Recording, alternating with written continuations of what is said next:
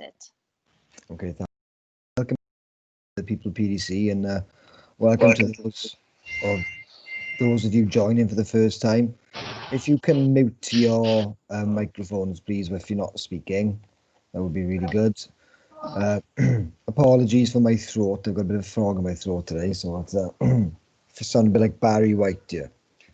So anyway, a Welsh version. Anyway, okay. We've got quite a short agenda today because of where we are with the development of the plan to get back. So first item on the agenda is apologies for absence. Alison, anybody? No apologies, Chair. Okay, thanks, Alison. Second item, disclosure of personal prejudicial interests. No, okay, that's fine. And then finally, the third item is the minutes of the agenda from last month. Anybody, are we happy to move those minutes? Yeah, I was happy for that. Yeah, okay, Steve, anybody second that?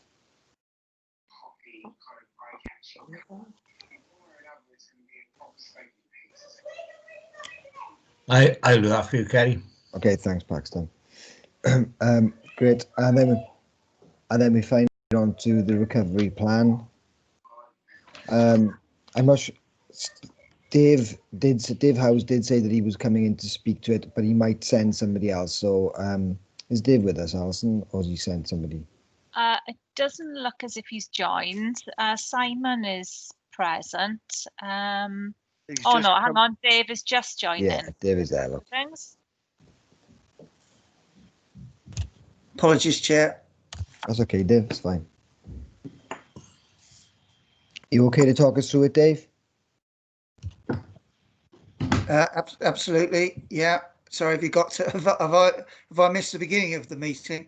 Yes, yeah, it was quite quick. Sorry. So we on to talking about the role of the PDC in recovery planning. Is that right, Kerry? Yeah. Yeah. Okay. Right. Yeah. What I thought might be helpful is to bring the panel up to speed with the work that we've already started within the directorate, and then put that in the context of what we think the expectations might be around supporting recovery planning work. So if I've understood the proposed recovery plan right, it's broken down into three stages over a number of years. The first stage talks about safely remobilising council services. Over the next few months, really, or it's talking over the next few months. Even that seems a bit odd, just as we enter into another national lockdown. But anyway, the principle's right. There are immediate steps that will have to be taken as a council to get things up and running as best we can, whilst we're still having to manage the immediate impacts of COVID. Second stage talks about refocusing services a bit, if I've understood it right, a bit along the lines of, COVID's going to be with us for at least a year, really, in practice. Once in order for a vaccine to have been developed and then for a vaccine to have been rolled out, really we'll have to be thinking about at least a year, might even be longer. Now you can't hopefully we won't have to, and there's a question mark about whether we can constantly be in the throes of emergency planning over that period of time. So you're looking for some modifications to services and approaches, I suppose, to be better able to cope with living with COVID and mitigating the worst impacts of that for residents, particularly those that cohort of the population that are reliant on our critical care services. If we're talking in the context of the directorate, or indeed individuals that are being impacted by poverty, because that sits within our directorate as well. And so what's our tackling poverty approach clearly needs to be amended to take account of the fact that if anything, the pandemic's going to exacerbate that pool of individuals who might need that sort of support, either from us or from partners. Then there's a third stage to the recovery planning, which is looking further into the future. I suppose it's both. It was already a requirement pre-COVID. How do we make sure council and the services that it delivers are fit for purpose for the future? How do you make sure we can provide those services within a reasonable and sustainable financial envelope? That financial envelope's likely to be even more challenged, isn't it, as a consequence of all the money that we've had to borrow as a country in order to fund the emergency. That has to be paid back, and you can imagine that there's repercussions from that we're going to have to be dealing with and responding to as well. So if anything, COVID has made that imperative that we already had even greater as well, in terms of what the long term look like. So the recovery plan is framed in those ways. This is I'm talking the council's approach to recovery. So we've got to think about, well, where do we fit in with that now? And we're in a slightly different position, I think, in that first stage about remobilising and talking about over a few months. Well, for us, that was, our services had to carry on running throughout, and will continue to have to run throughout. There were things that we stopped doing in the absence of really understanding how COVID was going to impact at all. So if you think back early doors, we stopped, for example, running day services. So that would one of the services that we immediately or a group of services that we stopped immediately. We wanted to immediately really avoid as much recourse to things like residential care as we could, on the basis that even before we properly understood the likely impact of COVID, we didn't want people to be in essentially a closed setting if there was an alternative that we could keep going where we could support them at home. Now, that's always our ambition, but it was different in the context of COVID, because they're putting off entry to care for 3 months for somebody that ordinarily you'd say there's no point doing that. The plan is they're going to need long-term support that's best delivered through in a care setting, whether that's residential care home or a nursing care home.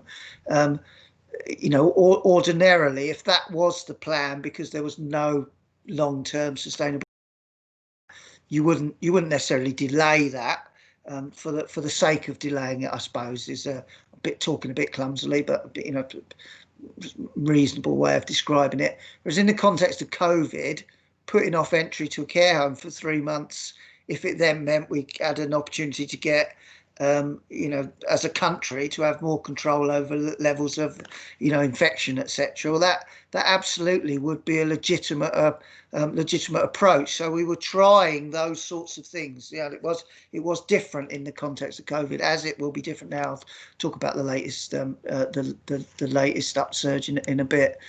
So we were doing those sorts of things. We were also, in similar vein, probably even more so, for people that were being supported at home and had domiciliary care workers, most obvious example, domiciliary care workers in and out of their house. Position we took, here in the council as a region, through the RPB, was we actively discouraged people from, if they had an alternative to receiving that sort of care at home through essentially not strangers, but professional carers, they should utilise that alternative support, because the reality was that's likely to be safer in the kind of context of keep to your own household sort of thing. And it was more practical, certainly first time round, because in going into a national lockdown, for such a long period, and with people not going to work, etc., all of that stuff that was going on, people's ability to access family support as an alternative was greater. So at the same time as us actively messaging in that way, and we were different as a region because we put out that message, whereas other regions weren't explicit about that. We thought it was honest, really, and sound advice. And that proved to be true. We now know the consequences of infection, getting into care homes and getting into family homes as well for certainly people with, would otherwise be shielding, etc. Lots of people, irrespective of the message we gave, wanted to give back care anyway, so didn't want it during the period, didn't want people in and out of their house. Perfectly. So all of that sort of stuff happened for a period of time. But a bit like the care home stuff, that restricting access, to care, whether somebody chooses it or whether we're encouraging it, it's a bit of a one-shot wonder, because whilst that might be available for an option for a period of time, the reality is, if you're someone who requires care, you're not going to be able to manage without care and utilising alternatives for any great length of time. So what happened over the period of the first spike was people were accepting of that. They came up with alternative solutions. And then we always said to them, but you need to stay in touch with us, because we need to know whether it's working, whether we need to step back in. There's a balance of risk. If you're really struggling without formal care and support, you've got to balance that risk against the risk of people coming in and out of your home. Obviously, people coming out of your home, they'll be kitted up in the PPE and all of that kind of stuff, but it still presents a level of risk. It does. No way. There's no way of pretending that it doesn't. It does convey. You're better off not having it if you can get away with not having it. Some people can't. Then we do all we can to make sure that that's safe. That's essentially the approach we took early doors. So but we carried on running all of our services, even the day service bit. So whilst I've said we shut those services, in reality, some people could not cope without a level of input.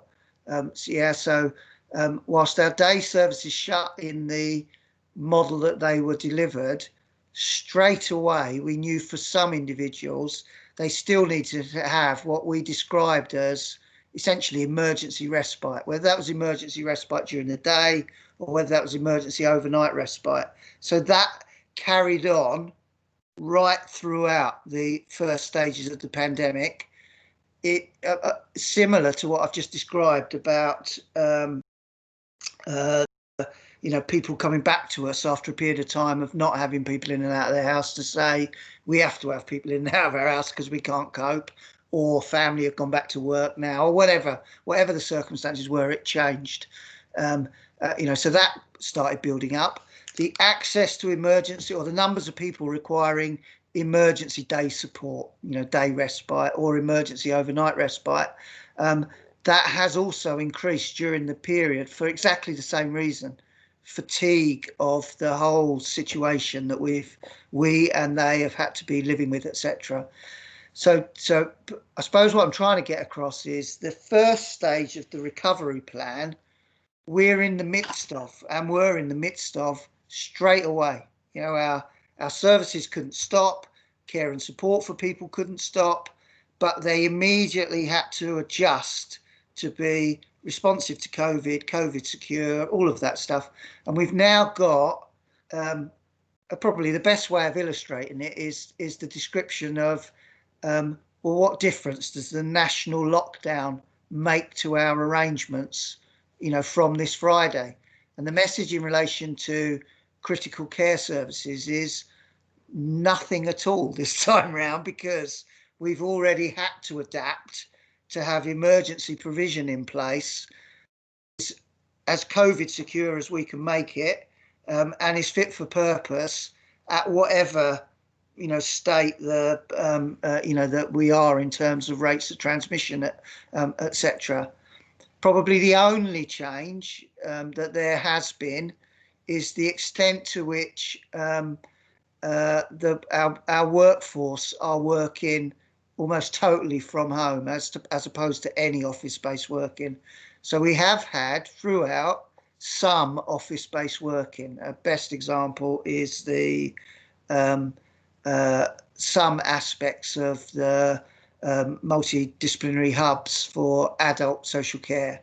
They just couldn't run in the way that we need them to deliver critical care, health and care services without some office-based working where different professional groups are coming together, to manage some of the work. Couldn't do that. Couldn't make that work virtually, and that's. There are a number of reasons for that. I can talk more about that if you're interested in that. But if you just accept the position that some of it had to be done in that way, there was no virtual alternative. So there were some things that happened immediately that required some office-based working that had to continue. So we had to make office-based working COVID secure straight away. All of that stuff happened. That's worked pretty well. But as the previous lockdown ended and rates of transmission reduced in the community, there were other bits of our service delivery that could be delivered from home because they were being delivered from home. But it was so suboptimal to what worked well, both for, most importantly for our residents, for children and family, for vulnerable adults, etc., but also for our workforce. That if you think about the nature of the work that our workforce are involved in, incredibly stressful, people business, very relational, trying to do that all from home without any proper contact with your colleagues, with access to the kind of support that you get from mentors and supervisors, etc. It's just too suboptimal, frankly, to go on for months. So because of some of those issues, we had, as transmission rates went down in community, etc., brought or created the opportunities for some staff to come back into some office-based working some of the time to address those suboptimal impacts or well-being impacts, etc. Not a huge amount, but some, and certainly opportunities. And for some staff, given their particular home circumstances, they absolutely wanted and needed for some of that stuff to happen, just because it didn't work for them working at home because of their particular circumstances, let alone the complexity of the work that they were involved in. But for this latest lockdown, that stuff will have to end for a period of time. So the stuff that is suboptimal but can be done at home, well, in the context of national lockdown, the expectation will be those staff will work from home again for that period of time, which isn't great, but it's a short lockdown, isn't it? The First Minister's been, absolutely clear. It's for this period of time, then it'll end. So for that period of time, on balance, that's right that they can do that. Some stuff will have to continue, though, with office-based working as well.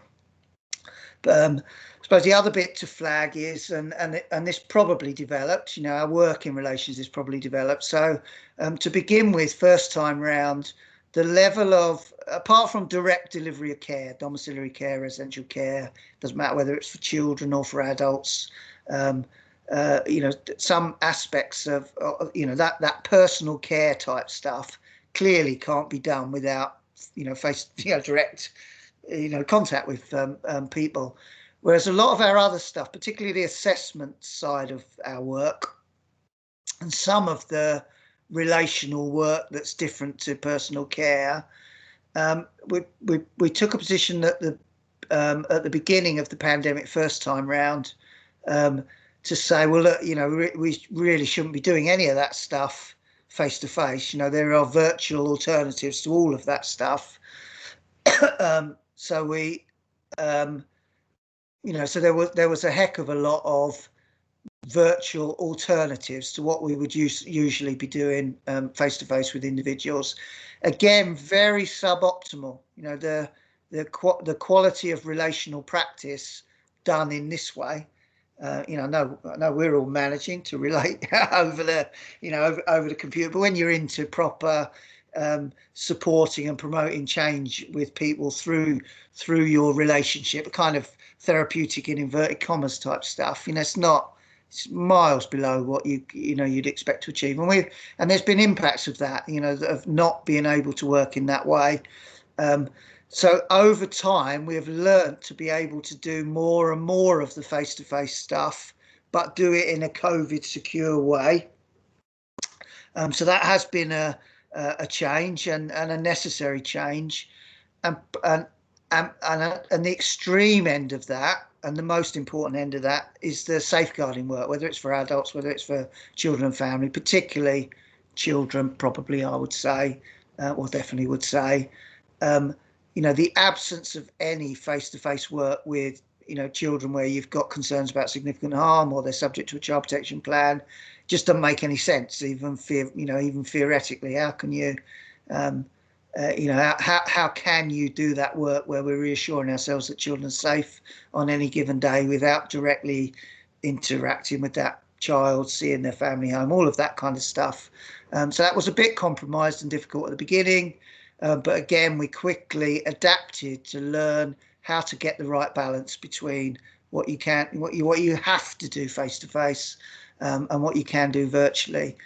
So we're much clearer about that now. Second time round, in terms of lockdown, we know how far we can push it in terms of the boundary. The reality is probably there will be a little bit less face to face working. But the essential face-to-face, the boundary around what is absolutely essential and the arrangements to make sure that we can do that safely, whether we're in lockdown or not, however bad rates of infection transmission get, etc. They're all well established now, so they don't need to change. There'll probably be a lessening a bit in the amount because, for obvious reasons, when infection transmission is low, in the community, you can do a bit more of that work. But there's a minimum threshold level at which we can't go below, won't go below, etc. And we have learnt very well how to do that safely now. Hopefully that gives you a sense of where we're at in terms of the kind of remobilising stuff that in the council's plan is still talking about, over the next few months, or perhaps now, into the new year with the new pandemic. Other areas of the council may well be thinking we haven't really done too much of the remobilising yet. Whereas for critical care services, I'm including in that the tackling poverty, community support stuff that is both in the directorate and intrinsically linked to supporting people that will otherwise tip into critical care because that stuff isn't in place. I'm including that in there. All of the things that I've talked about apply to that area of our work as well, albeit the opportunities to do things differently might be more or less. So if I give an example, within tackling our tackling poverty arrangements, the adult learning type stuff, it's in there, as one of the things where you support people then either to have opportunities, to become more financially resilient or whatever, it fits in that agenda. Well, all of that stuff has moved to online approaches now, so that again, that rapid remobilisation, that rapid transformation has taken place. But they are the type of resources, those, some of those services that sit within, or those individuals that sit within those portfolios are also the individuals that we are almost like go-to first people, where we need to step up almost emergency community support. You'll all have heard about the the links between shielding and our use of local area coordinators and bumping up the number of local area coordinators. Well, the chances are that bumping up the number of local area coordinators would have been staff, predominantly sitting in tackling poverty part of the directorate, either moved away from their core duties to pick up on some of this work, or often doing that work on top of still maintaining some of their core services or core service delivery, albeit in a different way, because that core service delivery was really, really important as well, because it has linked to one of the other obvious impacts of the pandemic in the impact on people's finances and financial security, etc. So we're trying to mitigate all of it. I'm probably going to pause in terms of the what I think is the remobilising stuff that we've already been doing and setting a bit of context for the panel. I'm just checking whether I have. Amy, are you on the call? Yes. Yeah. Hello. Do you? Given that I've been speaking about things that you know better than me, did you want an opportunity to add to or correct anything that I've said in relation to what we've been doing in relation to remobilisation? No, nothing to correct. I agree with Fabulous. everything you've said. Good. Sorry, if I'd have spotted earlier that Amy was on the call, I'd have put her on the spot earlier. So, can I just check? Julie Davis isn't on the call, is she? No. Okay. Yeah. So that's what we've been up to, and that's where I think it fits in the context of recovery planning. But I'll pause there, Chair, and check whether anybody's got any questions about that, or before I move on to refocus and reshape, which I think may be the territories where there's more time for the committee to get involved in some of that work and help shape some of it. But I'll stop there first of all in case anybody wants to ask questions. Okay, thanks, Dave. If anybody wants to ask questions, could they use the hand raising function on Teams, please? And I'll call you out as we go through. And I'll scroll down to make sure if I can see. Anybody want to ask any questions at this point? Or do you want to wait until Dave is finished? Okay, I'm going to take that as no. Dave, do you want to continue? Okay, so I'll just one more point on the remobilise. So I suppose the reason that I'm suggesting that the committee think more about involvement in the refocusing and reshaping is I hope I've illustrated the pace at which we are having to make changes, respond. So this week, for example, Amy's been having to think about, okay, we're going into national lockdown. What does that mean? We need to make any changes around our emergency day service offer, for example. And she get, she's got to start thinking about that on Monday and got to be ready by Friday. The scope for the committee to get involved in that sort of stuff. It's not that we want to exclude you from it. It's a timing thing about how on earth we would be able to engage with you in sufficiently timely fashion to make that meaningful for you. And for us to get something out of, we could adapt that on the basis of the advice of the committee, etc. It just seems impractical to me, but I'm open to suggestions if we come up with them. Whereas refocusing and reshaping, certainly the reshaping, in the way that the plan's been developed, you're talking a couple of years down the line, so there's plenty of scope to get involved in policy development work linked to something that's a couple of years down the line. I think probably, at least initially, subject to the committee's views, it's the refocusing bit where you could really get into some purposeful activity sooner rather than later and have an opportunity to influence something meaningful towards next year. But post, we got to survive. I'm imagining all of this winter is going to be dominated by emergency planning, frankly. But through that period of emergency planning, we want to be in the best place that we can be for the coming year. And there is space and opportunity, challenges it will be for all of us, for the committee to become involved in some of that. So I think that's probably the space in which you could usefully make a difference quite quickly, frankly, if we can find a way of doing it that works for the committee and obviously works for officers and partners and the people of Swansea. I'll pause because I can see Paxton's got his hand up. Hi, David, and Chairman. Just a quickie, David, which services are more likely to be refocused? Do you think it's more likely to be an adult social services rather than child and family? I think it has to be everything.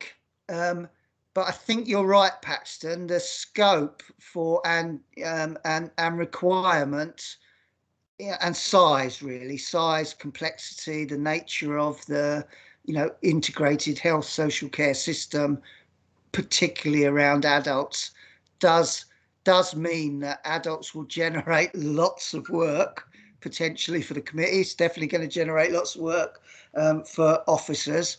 I wouldn't want us to be ignoring children's services though, because we if you think about let's take the example of we close schools down for a number of months.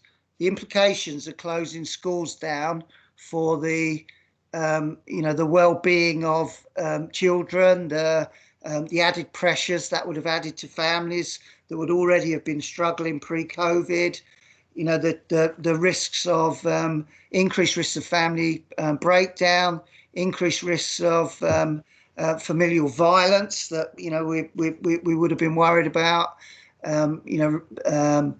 things you no doubt will have read about in the news, etc., about increased worries about substance use and alcohol use and impact of that on parenting capacity, etc. So those the repercussions of COVID for children and families, and therefore the repercussions for how we respond to and deliver children's services, whether it's preventative children's services, early help type stuff, or statutory children's services, are equally profound. I think probably the difference is the nature of the work and the type of responses that we'll need to have are still very similar. The challenge will be there's more of it. There's going to be more of a challenge, more need, added complexity, increased numbers of potentially of referrals to the front door, a challenge about we've got a finite amount of resource, what we're going to prioritise or not. An obvious one, as I think for me, or I'm saying it now and saying our planning has to reflect it, Paxton, is safe lack reduction strategy. I think we're going to be about a year behind where we would have been in relation to that. I think we're probably already about a year behind now, just as a result of the first 6 months. We've only had 6 months. How can we get a year behind? But I think it's because it's taken us backwards a bit, around our inability to do some of the preventative work with children in the most complex set of circumstances. Sorry, I just need to turn my phone off. I think means that, my best guess is we're probably already about a year behind. I don't think we'll go further than a year behind, but that means we're going to be having a very different year next year to the one that we thought we were going to have, because that the repercussions of that is going to have more children in more complex institutionalized settings than we otherwise would have been planning for. That takes away some of the planned investment that we would have had in cash, really, that we would have had available to invest in moving more and more to a more preventative approach, etc. So we've got to make sense of all of that, make some tough decisions about that, and then make sure we're ready to respond. So I don't want to downplay children's services, and I wouldn't want the committee not to have something on their agenda around a contribution to transformation or recovery, refocusing of children's services. But I think your instinct is right, Paxton. If that was your instinct, probably there'll be more stuff just in terms of the scale, the amount, the, numbers of different things we're going to need to be juggling around adult services. And I suppose, because I don't suppose, I think it's true, because of the absolutely dramatic, terrible, disastrous impact of this disease on older people and people with co-occurring conditions, with disabilities, with all, almost inevitably that's going to be something that we're going to have to be responding to and trying to mitigate and address as best we can. And that's more likely to be an adult's agenda than a children's agenda, because mostly, apart from some small cohorts of the children's population, they generally aren't impacted as disastrously as we know that different groups of adults have been. That was a really rambling response, Paxton, but was it what you expected? Basically, yes, I think. And I think in that sense, Chairman, if I might say, perhaps that's pointing us somewhere in the direction as to where we need to put our work effort in the next 12 months or so, more toward the adult social services side than child and family services. I think that's the feedback I was getting out of that, David, although I appreciate that what you're saying is that the child and family services have also had some changes, but I don't think anything like as major as it has been in adult social services. For example, in adult social services, the work has been done in terms of getting patients out of hospital now. I forget the term, I can't remember it now off the top of my head, I must admit, but obviously that's been speeded up quite dramatically in that sense. And those sorts of changes, major changes in processes, perhaps the things that we need to be looking at going forward in terms of the refocusing, I would have thought. Yeah, no, I don't disagree with you at all, Paxton. And frankly, yes, you're going to have, you as a committee, you'll have limited, you're going to have to prioritise your work. Clearly, any reliance on officers is going to have to be prioritised as well, because frankly, they are going to be doing the doing, particularly over winter. So you as a committee are going to need to be focused on where can you add most value, and if you're picking and choosing, you're right, Paxton. The areas where you could have most impact and where there's most opportunity because there's most change or to support, etc. You're right. The adults agenda would make sense. If we manage to contribute to some of the stuff around children, that would be good, and maybe that would be children with disabilities or something like that, where we'd also be worried about a particular impact. But if you're making hard choices, you're right. Adults seems like the sensible area to focus on. There's a couple of things that I wanted to flag on what it says in the council's recovery plan around where the focus is for social services generally. So first of all, it references poverty. Now I'm assuming that given that we've got a PDC that focuses on poverty and tackling poverty, etc., that any of the work linked to that will sit within that PDC rather than even though it sits within our directorate.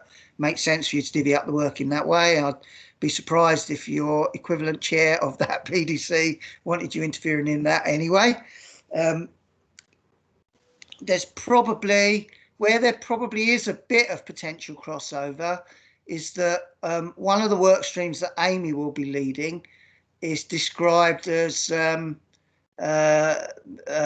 can't remember what the word is now, but working it with and in communities essentially. Is that close enough to the title, Amy? Community response. Community response. Sorry, community response. Yeah. Okay. Now that whilst it's not solely about stuff that would be relevant to this PDC, at least some of it has to be supporting what the regional partnership boards have signed up to as one of our priorities as a region. And essentially the priorities is kind of along the lines of, look, in general, we want to support a shift from acute care delivery to more investment and support, financial and systems approach to supporting people in communities, whether that's supporting people at home, so the shift from acute to that sort of approach, which is, consistent with the adult services optimal model. It's consistent with safe lap reduction. As part of making that shift, there's explicit intent on the part of the region to want to, as I described, and I didn't describe it as community response, I described it as how do we do more work with and in communities, specifically supporting individuals and their carers where they might otherwise tip into critical care services. Yeah, so an explicit attempt to shift more targeted preventative approach. Now the community strand in the council's recovery program or recovery plan program, however we're describing that, I'm expecting some coherence between that work and that priority that's agreed by the regional partnership board. So it will help the council to contribute to that regional priority, and I'd like to see that joined up. Now that could cross over. You as a committee would have an interest in that work, but I imagine also that the other PDC, because of also the link between that approach and the poverty agenda and tackling poverty, etc., will also have an interest in that work as well. So there might be a bit of crossover there, which it would be worth clarifying. One of the reasons I'm labouring that bit is because of all the places where I would think, elected members, councillors, members of this committee could contribute, that is an area where you could become directly involved. In order for us to do that well, that means officers are going to have to be creating opportunities to co-produce solutions directly with communities, with members of communities, groups that advocate on behalf of carers, all sorts of things. That I cannot imagine how we could do that work without taking a co-productive approach. Yeah. And that's your bread and butter work, really, isn't it? Engaging with your communities, so finding ways of the committees, probably both of them, to become directly involved in some of that work. So part of what then shapes the agenda of the committee is you hearing directly from people as part of that co-productive work how they would like to see approaches shaped and developed. That to me seems like a real opportunity, and because it can't be done quickly, it gives the committee time as well to develop some of that stuff rather than looking for immediate solutions, etc. So Dave, can I just say that that's something that I've discussed with Rob already, because obviously lots of these key policy issues do cross over massively, don't they? Local area coordinators and things like that tie a lot into some of the stuff that you're talking about as well, and where do they sit, and and also obviously the third sector and the relationship between local area coordinators and the third sector and the council has been massive during COVID. So there's a lot. I think there is an awareness amongst the cabinet and the leader about that, and I think that's something that we'll have to be really careful about when we kind of, that there has to be cooperation across PDCs as well, not just. I don't think it's going to be possible to always draw really clear, distinct boundaries. I think there's going to have to be some crossover, and just as long as the communication is good, that should be okay. Can I bring Mark Childing, as he raised his hand up while you were talking? Then he's probably wants to ask you something about that. Hello, thanks, Kerry. Thanks. Hi, Dave. It seems to me that another part of what we're talking about is reshaping. There was a drive for this before COVID. I don't think there's, I don't think it's not new on the agenda. Perhaps the urgency that we need to address it has increased, and it's brought a focus on it. But I think what I see we're talking about is the quality of life we can give people. And if we can improve the quality of life, we can shift the boundaries between hospital to home or hospital to care home or home to care home or whatever. And we need to be shifting those boundaries to provide people with better lives. And that is directly addressing their quality of life. And that's something which is not necessarily, that goes well beyond providing the traditional social care services. Not that they're not important, but we need to be looking at how we can shift the boundaries or the level of social care services that are provided to sustain people at either independence or lower levels of need. And I think it may be COVID has given us a chance to look at other ways of doing it, or maybe it's given us a chance to accelerate some ways that we wanted to do it before, and maybe it's given us a chance to work closer with other organisations to bring about these changes. And I think that's where I see that our policy should be developing. Yeah, couldn't agree more, Mark. Clearly it's up to, or I don't know, Kerry, I don't know what other discussions you've had with the leader, etc. But I'm trying to translate with, genuinely try and be helpful to the committee. What's written down in the recovery plan, what it says there is the role of the PDC, and kind of shapes the areas that it might be expecting you to have an involvement. I think what Mark has described, and better than I did, is I think that's an obvious area.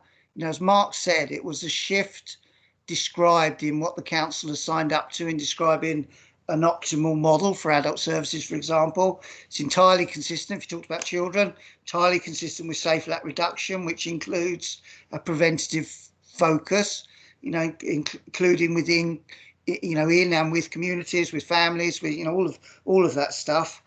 That bit of it that fits with the regional partnership, or at least one part of the regional partnership board's priorities. And it seems like a space that you could get involved for I think we've probably always struggled with, and whether you agree, Kerry, and other committee members, the ambition for committee members to become directly involved in stuff outside of the formal meeting and then bring stuff back to the meeting. We've always struggled with that. Whereas if we had a focus there and a focus on where are we trying to do this co-productive work, members could come directly involved in that co-productive work and bring learning and lessons back to the committee directly, rather than be relying on me or whoever to come and just talk at you, really, about, as I am now, badly. But that seemed like a space. There just a couple. I will shut up. I'm worried about time for you now. On what's also included in the recovery plan is 3 other areas. It talks about the remodelling of acute health and community services. And that covers things like hospital to home, which has already been referenced. Keep me at home services, reablement, all of that kind of stuff.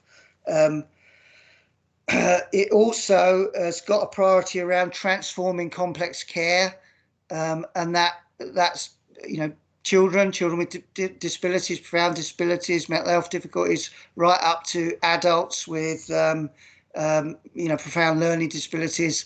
The agenda is around, again, one that we would sign up to and have signed up to for a long time, around we don't want a default position of having to support individuals in more institutionalised settings than is necessary. We want them living in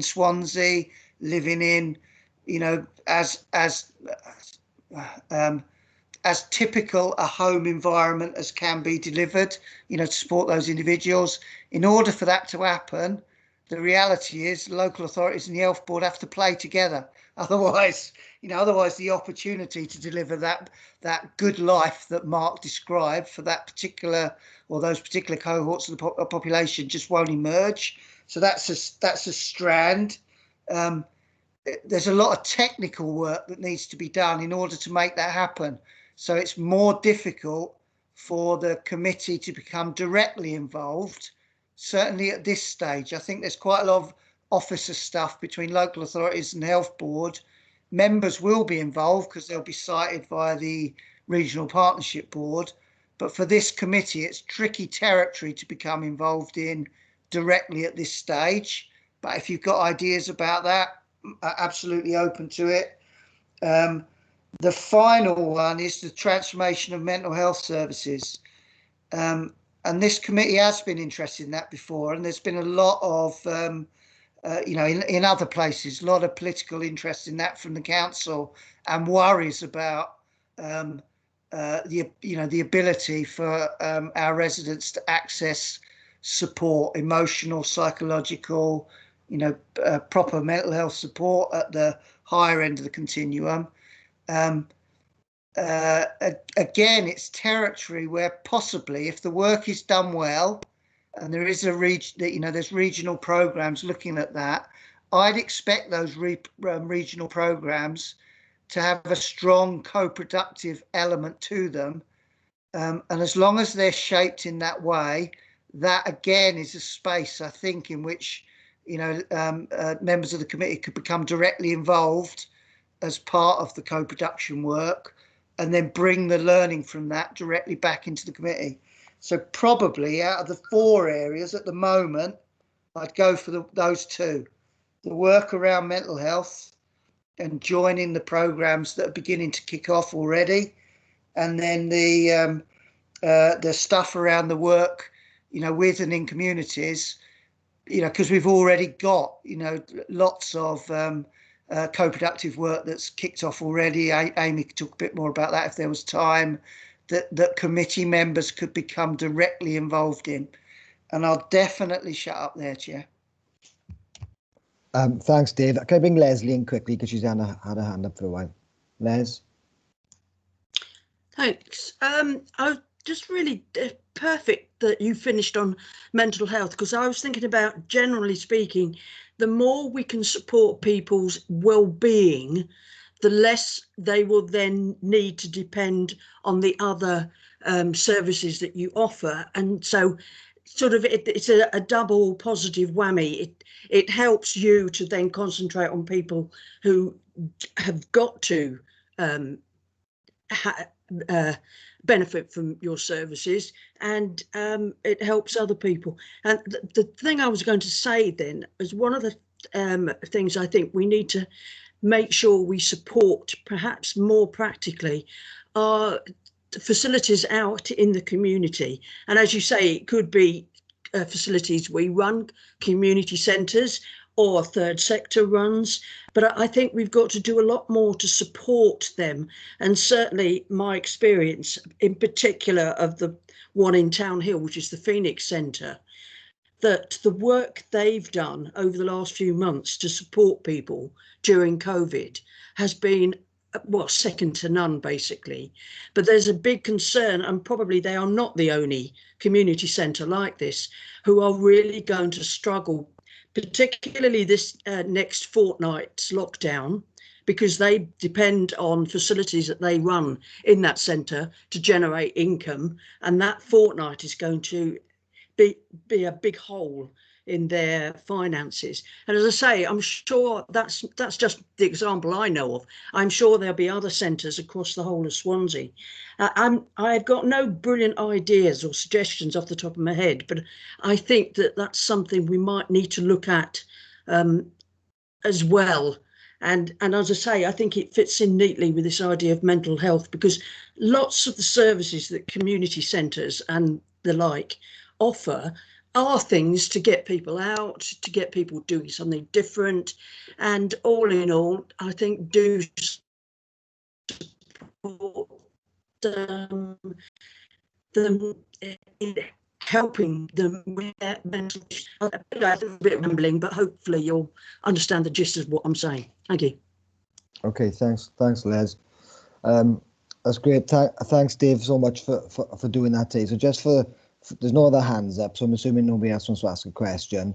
So in terms of the way forward, the recovery plan obviously only went through Cabinet last Thursday, which is why we couldn't really develop things further before today. In fact, I believe a couple of the PDCs were cancelled last week as a result of it. So today really was just an opportunity to give Dave a chance and Amy to discuss where we currently are and what the plans are going forward. And then in terms of our committee, myself as chair, I can see Elliot's on you, and the other cabinet members, which would include Clive Lloyd, will meet in the next month to sort of refine this a little bit further, and then hopefully by the next committee, we'll have a little bit more meat on the bones to bring to you, so that we can discuss really your views really on potential areas to look at. So we are looking at 3 policy areas like we've done in the past. Those of you who've been on this committee for a couple of years will know that's what we do every year, and we usually do try and do something for adult services, something for children's services, and something that crosses the two. But given everything that Dave has said today, it might be slightly different this time around. So we'll if that's okay with everybody, and if nobody else has any other questions, that's what the way forward will be, and hopefully we'll have a lot more to discuss then in terms of the committee's role next time. And so in terms of agenda item 5 then, which is the work plan, we don't have one currently. That will hopefully be developed in the next month or so. Is that okay? Amy, do you want to come in? Oh, thank you. Yeah, I was just wondering about, I'm not adding something, but it's almost like a cross-cutting approach in whatever the themes are, or the 3 priority areas, but just around carers, really. I think it's really worth mentioning around, it's not specifically sort of named as one of the areas, but it crosses mental health, the complex care, the community response and the preventative response. So I suppose it's just to almost flag that and say, I hope we can bring, well, it will be a focus of our team's work, but to just apply that across policy areas. That's really helpful. Thank you, Amy. That's a really good idea. Okay, that's lovely. I'll make a note of that. Okay, Dave. Yes, having promised not to speak again, I'm going to break that promise straight away, Kerry.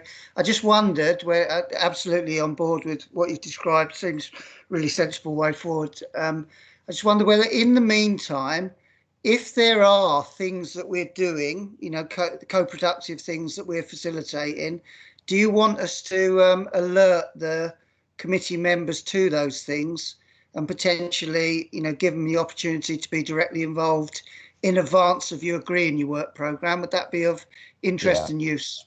I think that would be excellent, Dave. I mean, I think, again, anybody who's been on the committee or any of the committees knows the most difficult part of this work is trying to define exactly what it is we're going to do. So something like that would be really helpful, Dave. Okay, that's great.